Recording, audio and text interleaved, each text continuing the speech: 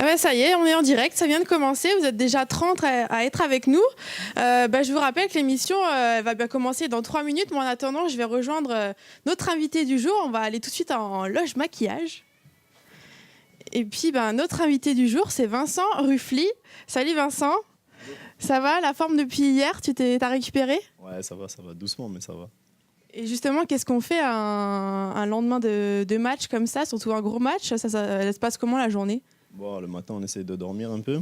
Et ensuite, on avait des crassages l'après-midi au centre d'entraînement. Et après, voilà, on vient faire ce qu'on a à faire aussi ici. On vient se faire maquiller, chouchouter. Voilà. Alors, je ne sais pas si tous les internautes connaissent, parce que c'est un petit peu le petit nouveau de Dijon.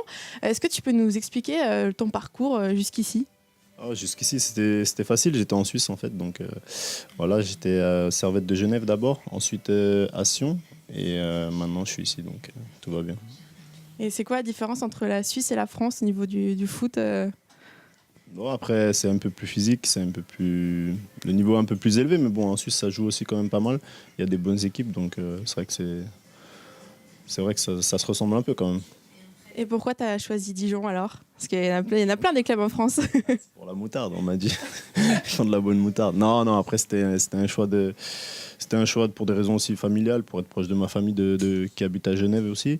Et j'avais envie de découvrir un autre championnat et la Ligue 1, c'était une bonne chose pour moi. Donc après, le discours du coach aussi m'a plu et voilà, j'avais à cœur de venir ici. On a vu dans les médias qu'apparemment en Suisse, ça avait un caractère assez fort. Cette année, on ne l'a pas trop vu encore. Alors, est-ce que tu caches ce côté-là? Explique-nous tout.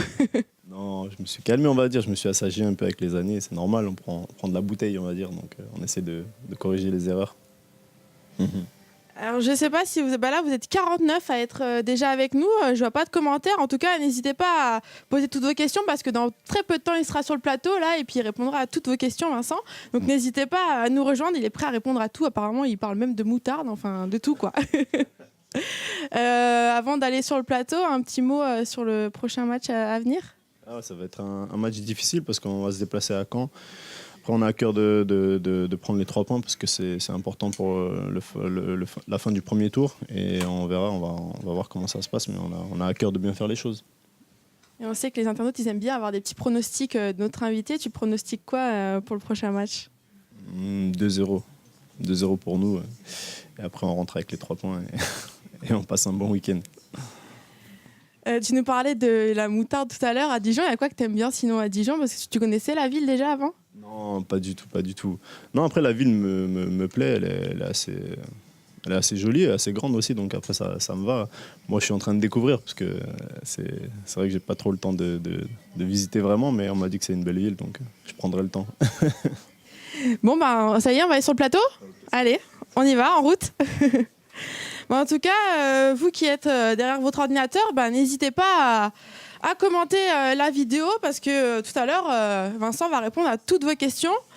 Moi, je passerai derrière l'ordinateur pour voir vos questions, vos commentaires et puis les passer à Sébastien pour qu'il les pose en direct à l'invité qui sera là pour répondre. Bon, allez, bonne émission. À tout à l'heure. Merci.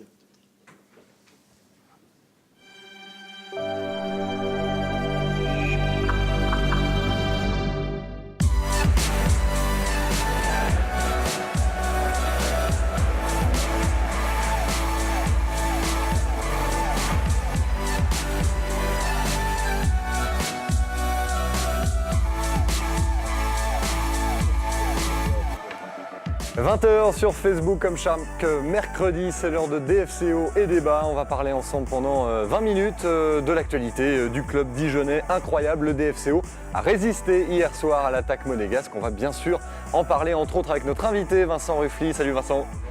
Et avec nous aussi à la table de l'émission, Louis Quesneau, journaliste au bien public. Salut Louis. Bonsoir.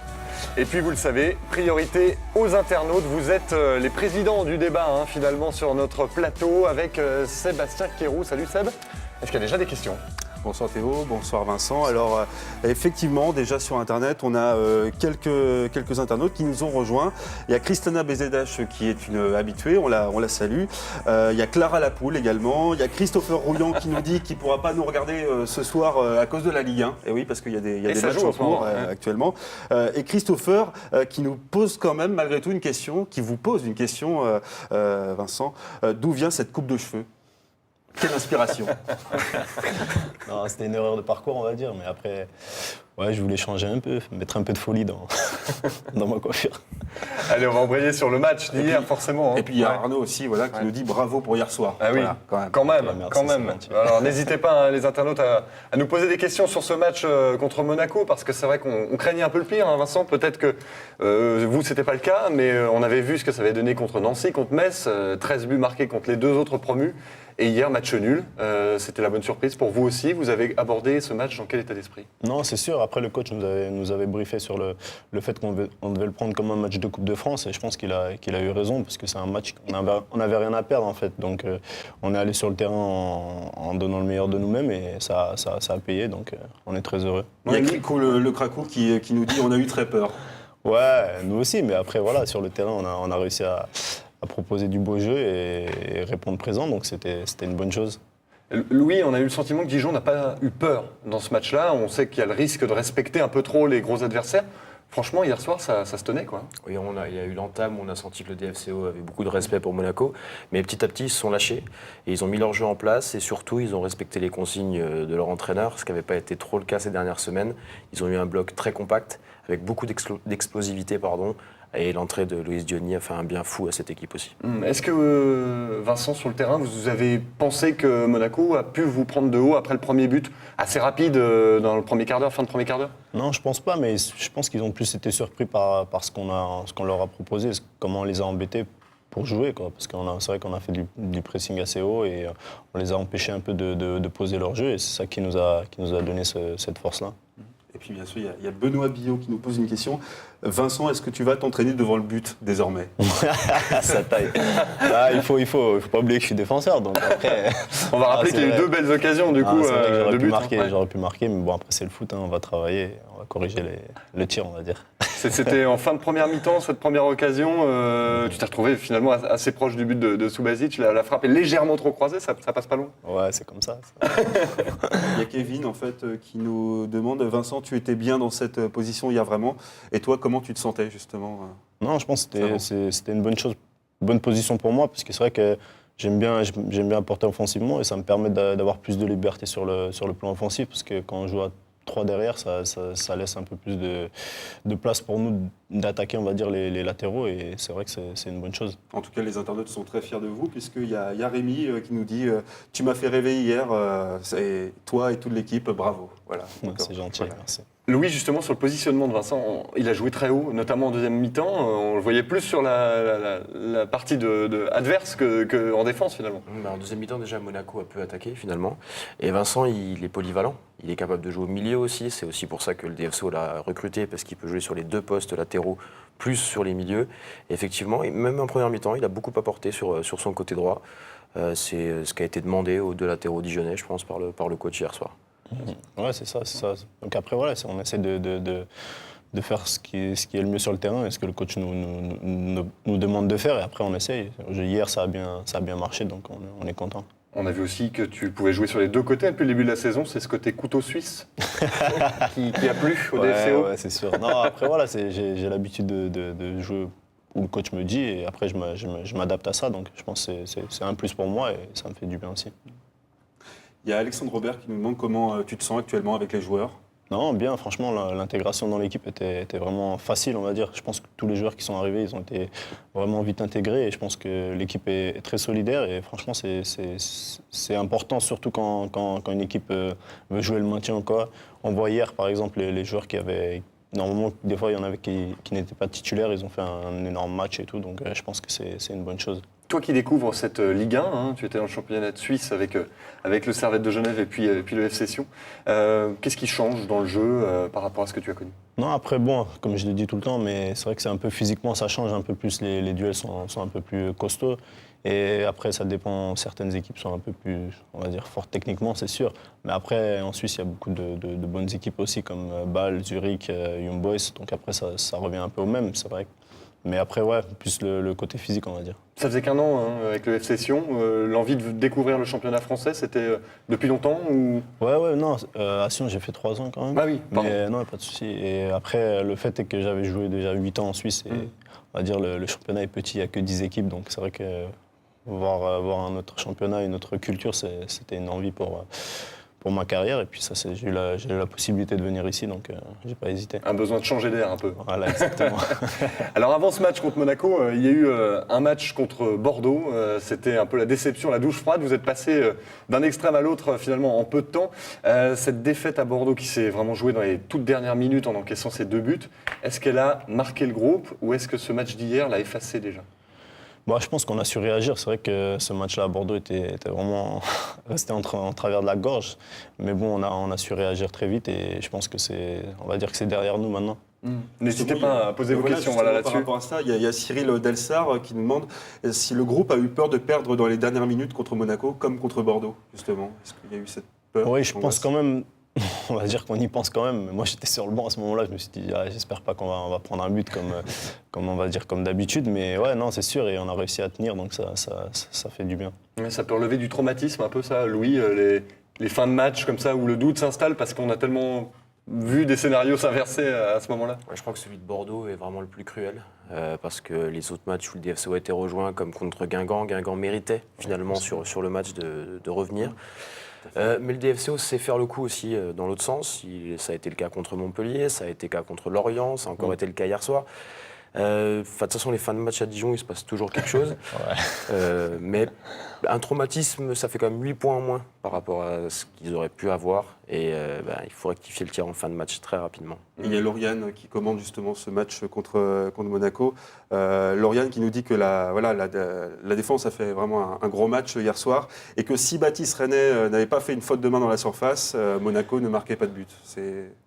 Ouais, non, c'est fort probable, mais bon, après, on peut pas lui tirer dessus à Baptiste, parce que franchement, depuis le début, il nous a assez sauvés. Oui, il est irréprochable depuis le début de la saison. Vraiment, franchement, il a le droit à encore 2-3, je pense même. Il a de la marge. Je lui souhaite pas, en tout cas. Non. Ouais. En tout cas, il y a Benoît qui nous dit 5 matchs sans gagner, pas trop de doute avant d'aller affronter Caen. Caen qui est un adversaire direct pour le maintien. Non, pas de doute. Je pense, on va dire, on est en confiance, même si c'est vrai que le match de Bordeaux était un peu difficile à digérer. Maintenant, on doit prendre match après match et c'est vrai que c'est un concurrent direct au maintien, on va dire. Et c'est important d'aller là-bas et de ramener les 3 points. Et justement, parce que ce match à Caen, il y a eu ce déplacement à Saint-Etienne, vous étiez vraiment pas loin de l'emporter, le déplacement à Bordeaux, évidemment. Là, vous vous dites qu'il est temps de prendre une victoire à l'extérieur sur la route? Ouais, c'est vrai que les déplacements, ça nous va pas trop, on va dire, au début de cette saison. Mais bon, après, on sait comment c'est le foot et on peut vite rectifier le tir. Donc après, on espère que ça va aller et on va tout donner, en tout cas, pour que ça marche. Rendez-vous capital déjà, hein, ce match à Caen. Ouais, le match est capital, surtout Caen tourne très bien à la maison. Ils ont 14 points, dont 13 free à domicile. Ils ont notamment battu Nice il n'y a pas très longtemps, donc ils sont très difficiles à bouger chez eux. L'idée pour le DFCO, ce sera de ne pas présenter le même visage qu'à Nancy, surtout. Parce que là, ça avait été un match très terne et très pauvre techniquement, dans l'ensemble du jeu pour Dijon. Et Jordan qui a l'impression qu'il y a eu des tensions dans l'équipe, justement ces derniers temps. Est-ce que c'est le cas? Il fait peut-être référence aux propos de Loïs Diony, effectivement, effectivement, après le match à Bordeaux, qui était frustré, quoi, comme toute l'équipe, et qui a un peu pointé le curseur sur les défenseurs. Après, on va dire, non, après, Loïs, on le connaît, il a le sang chaud quand c'est comme ça, il n'a pas réfléchi. Mais après, ouais, on ne peut pas lui en vouloir. Lui, c'est vrai qu'il a fait son travail. Après, défensivement, on a manqué un peu de concentration, on va dire. Mais après, c'est une bonne chose parce que voilà, on a su réagir le match d'après. Non, il n'y a pas de tension dans l'équipe. L'équipe se porte bien et tout va bien. Peut-être ce que les internautes se demandent, c'est justement, est-ce que des propos comme ça, derrière, est-ce que le groupe n'a pas un risque de se tirailler un peu, se tirer dans les pattes, après une défaite frustrante comme ça? Non, après, c'est à chaud aussi. Et on en a parlé le jour après le match. Et franchement, on a réglé ça entre nous. Et il n'y a même pas de problème. Personne personne n'a fait, on va dire, attention à ce qu'il a dit Loïs. On sait comment il est et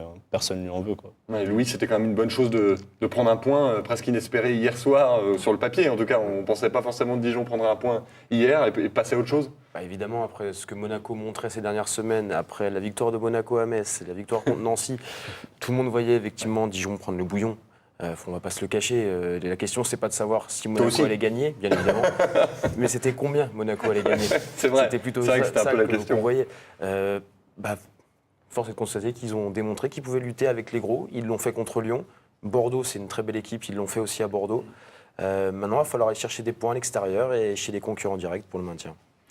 On a vu depuis deux rencontres un changement tactique aussi, opéré par Olivier Dalloglio, avec 5 défenseurs, enfin 3 centraux notamment, peut-être des latéraux qui montaient plus. Comment vous êtes senti dans ce système? On a l'impression que ça a plutôt bien fonctionné, hein, hormis la fin de match à Bordeaux. Ouais, non, c'est sûr que ça a bien fonctionné. Je pense que c'est une bonne chose aussi, parce que défensivement, ça nous permet, on va dire, d'être plus solide.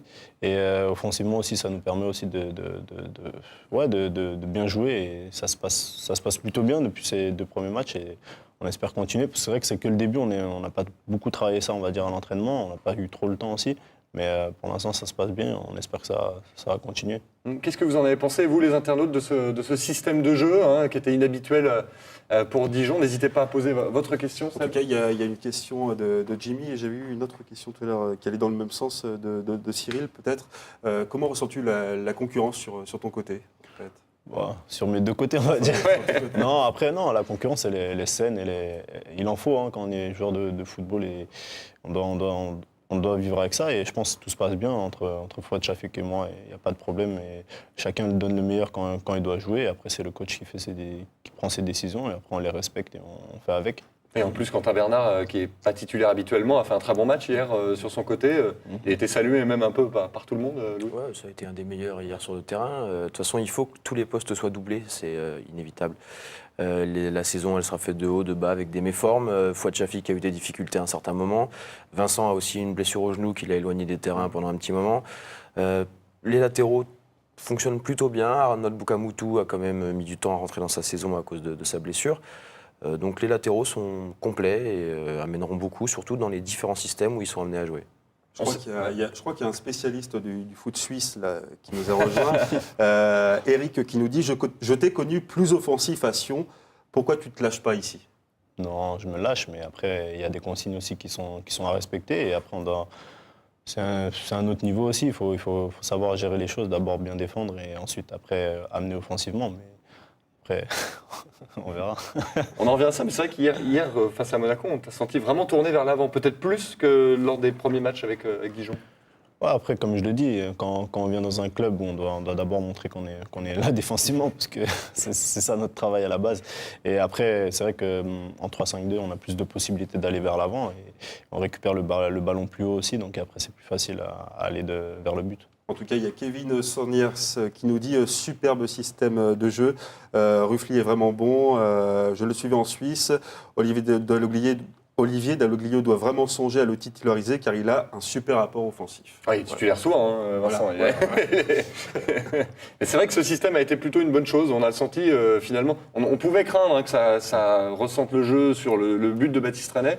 Finalement, non. Hein, ça a attaqué autant, finalement. Ouais, parce que les milieux défensifs ont fait un gros boulot aussi. Romain Malfitano a fait une superbe rentrée, lui aussi qui a moins joué ces derniers temps. Johan Gastien a mis de l'impact comme il sait le faire et il a aussi été capable d'orienter le jeu. Et puis les latéraux ont fait leur boulot. Donc effectivement, on n'a pas eu la sensation qu'on garait le bus devant le but de Baptiste Renet. Et il y a aussi Jérémy Bella, il faut souligner son apport parce qu'il a essayé de créer du jeu.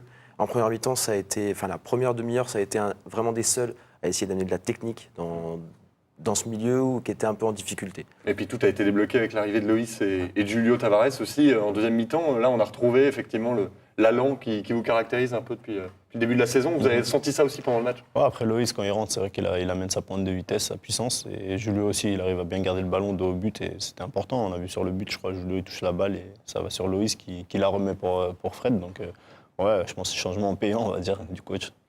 Des supporters en tout cas très satisfaits du match hier soir face à Monaco. Kevin qui vous demande si vous pensez que ce match, surtout la seconde mi-temps, vous réconforte dans vos capacités à titiller les gros et prendre des points et vous maintenir. Non, c'est sûr, mais moi je pense, on va dire, les gros, on n'a pas peur de jouer contre eux. Hein. C'est un plaisir de jouer contre eux. Et après, où on doit faire attention, c'est contre des équipes qui sont concurrents directs au maintien. Vraiment, c'est là où on doit faire des points et on doit être encore plus solide, on va dire. Et justement, il y a des matchs. Hein. Les 7 autres matchs de cette 15e journée de Ligue 1 se jouent pour la plupart en ce moment. Il y a Toulouse-Montpellier, Nancy-Metz, Saint-Etienne-Marseille, Nantes-Lyon. Lyon mène déjà 3-0 à Nantes, Bastia-Bordeaux, Guingamp-Nice. Nice menait 1-0. Voilà, Nice mène 1-0. On approche de la mi-temps hein, pour ces matchs-là. On va regarder ensemble le classement de la Ligue 1. Alors il est provisoire hein, parce qu'il y a évidemment toutes ces rencontres qui se jouent actuellement et qu'on surveille. Le classement de la Ligue 1. Pour le moment, donc Monaco a repris la tête avec ce match nul hier à Dijon.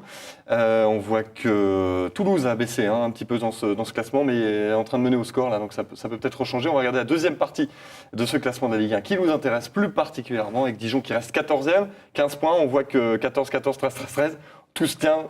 Ça va être dur, même jusqu'à la trêve hivernale, on va dire qu'il y a un gros calendrier, ça va être dur de rester hors de la zone de relégation. Ouais, non, c'est sûr qu'on a égaré des points quand même jusqu'à maintenant. Maintenant, on doit rectifier tout ça et ouais, il faut prendre des points, vraiment, c'est important. C'est vraiment important pour pouvoir respirer un peu plus.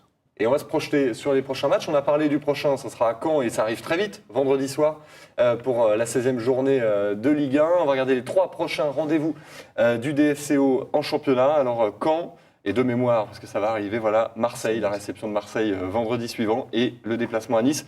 Vous n'allez pas vous ennuyer jusqu'à Noël hein. Non, je pense qu'on a des belles affiches et ouais, c'est ce qu'on aime jouer. Après, le match à Caen est très important et après les 3 derniers matchs aussi. Allez, profitez-en, il reste quelques minutes d'émission. Sébastien, est-ce qu'il y a des questions ? Par rapport au prochain match, il y a Christana BZH, donc Christana de Bretagne, comme moi, qui vous demande pas trop fatigué pour quand c'est un peu chaud peut-être avec ces Non, ces matchs. ça va. On arrive à gérer ça et on travaille pour ça toute la semaine et voilà, on s'est enchaîné les matchs. On va répondre aux taquins supporters qui posaient des questions sur l'efficacité de Vincent Ruffly devant le but tout à l'heure, avec une petite vidéo. Je ne sais pas si tout le monde l'a vu parmi vous, les internautes. Ça se passait en 2011, donc il y a 5 ans, c'était à Genève.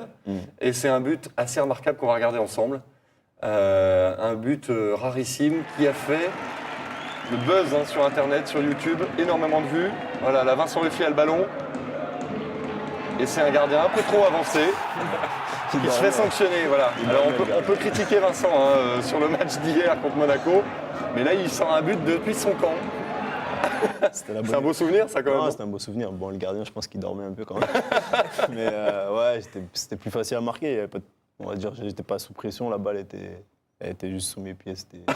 Faut avoir le coup d'œil quand même là, parce que c'est loin, il y a le soleil. Après voilà, c'était pleine confiance et tout. Après ça va revenir tranquille. Par rapport à ça et par rapport à votre talent en général, Enzo qui nous demande à quand la sélection en Suisse. Ah, bah, je sais pas, ça c'est...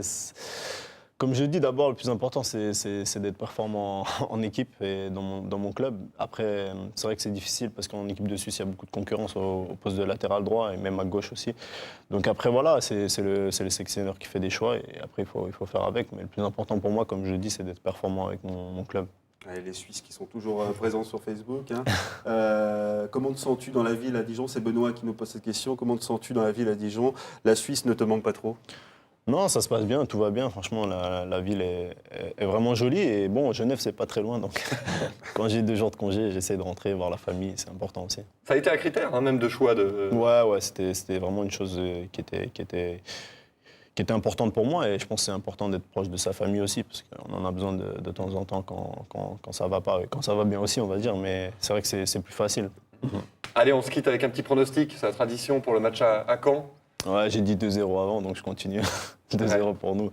Prono aussi, Louis. Il faut se mouiller un peu ici. Allez, un partout. Un partout, un match nul encore à l'extérieur. C'est pas un bon journaliste. Ouais, C'est un pronostic. Mais je suis très mauvais au pronostic. Ça va alors. Allez, avant de se quitter, on vous présente le jeu de société officiel du DFCO. C'est une bonne idée pour Noël, pourquoi pas. Hein, ce jeu qui vient de sortir, vous pouvez le trouver évidemment auprès du club, mais aussi le gagner en jouant sur notre site internet Et même sur Facebook, vous avez une petite partie quiz, donc vous pouvez participer à ce questionnaire et tenter de gagner l'un des 2 jeux de société qu'on vous propose sur cette fin de première partie de saison. N'hésitez pas à aller jouer. Et puis, vous avez vu le but de Vincent Ruffly, il a fait 500 000 vues sur YouTube pour le moment. À peu près comme nous chaque semaine, non? Non, on m'aurait menti peut-être. Non, enfin bref, on va y venir grâce à vous. N'hésitez pas à partager cette émission, à la liker, à vous abonner évidemment au direct de France 3 Bourgogne, à liker la page aussi de France 3 Bourgogne. On reviendra chaque mercredi toute la saison pour voir ensemble l'actu du DFCO. Merci Vincent, merci bonne fin de saison. Merci Louis, merci Seb. Et merci à tous. Bonne soirée, à bientôt. Ciao.